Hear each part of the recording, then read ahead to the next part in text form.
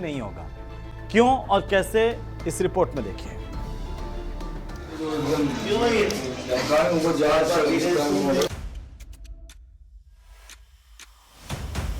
गोलगप्पे खाने वाले हो जाएं सावधान।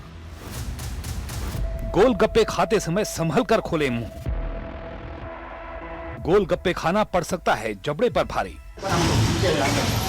यूपी के औरैया से जो खबर आई वो गोलगप्पे के शौकीन लोगों के लिए झटका हो सकती है, क्योंकि वहां गोलगप्पे खाने गई एक महिला का मुंह खुला का खुला रह गया। गोलगप्पा खाने के लिए महिला ने जब अपना मुंह खोला था तो उसे अंदाजा ही नहीं था कि उसके साथ क्या होने वाला है, क्योंकि एक बार तो महिला का मुंह खुला फिर बंद ही नहीं हुआ।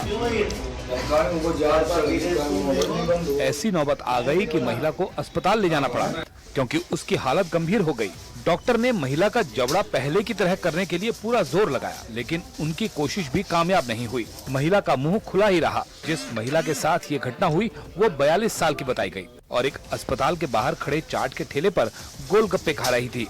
लेकिन इसी बीच एक गोलगप्पा खाते समय उनका जबड़ा डिसलोकेट हो गया। अस्पताल के डॉक्टरों के मुताबिक 1000 में किसी एक आदमी के साथ इस तरह का हादसा हो सकता है।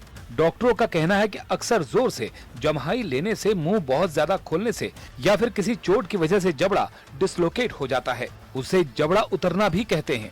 यूपी के औरैया के रहने वाली इंकिला देवी के साथ भी कुछ ऐसा ही हुआ। उन्हें नहीं पता था कि एक गोलगप्पा खाना उन्हें इतना भारी पड़ेगा, क्योंकि इंकिला देवी मुंह बंद नहीं कर पा रही और लगातार दर्द की शिकायत कर रही हैं।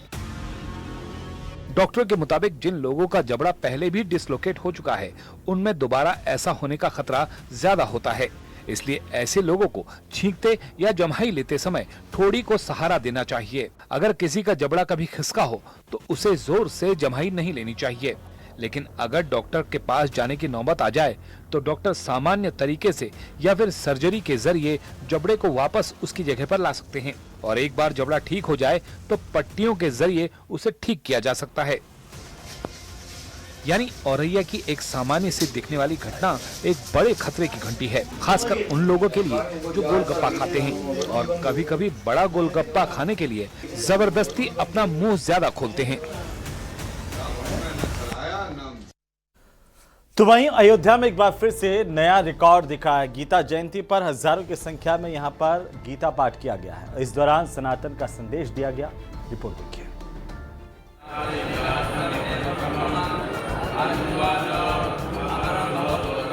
रामनगरी अयोध्या में एक बार फिर से सनातनियों ने धर्म का संदेश दिया है। गीता जयंती पर सामूहिक तौर पर श्रीमद् भागवत गीता का पाठ किया गया। इस मौके पर हजारों की संख्या में लोग भागवत का पाठ करते दिखे।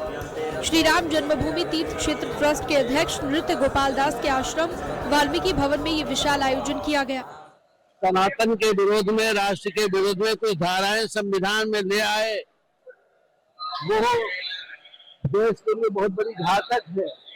जिसे आप धारा 30 कहते हैं, जिसे मंदिर विधेयक कहते हैं, उसे जाना नितांत आवश्यक है और समय आ गया है। अब कोई रोक नहीं पाएगा, ये धारा जाएगी। हमारे प्रधानमंत्री जी सब प्रकार से लगे हुए हैं।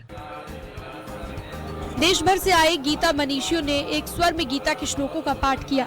हर साल गीता जयंती के अवसर पर इस सामूहिक गीता पाठ का आयोजन किया जाता है और इस बार भी इस परंपरा को और भव्य बना दिया गया। श्रीमद् भगवत गीता का पाठ कराया जाता है। यह प्रतिवर्ष होता है और अयोध्या के आसपास के सभी विद्यार्थी और छात्र आते हैं और संपूर्ण गीता का पाठ करते हैं।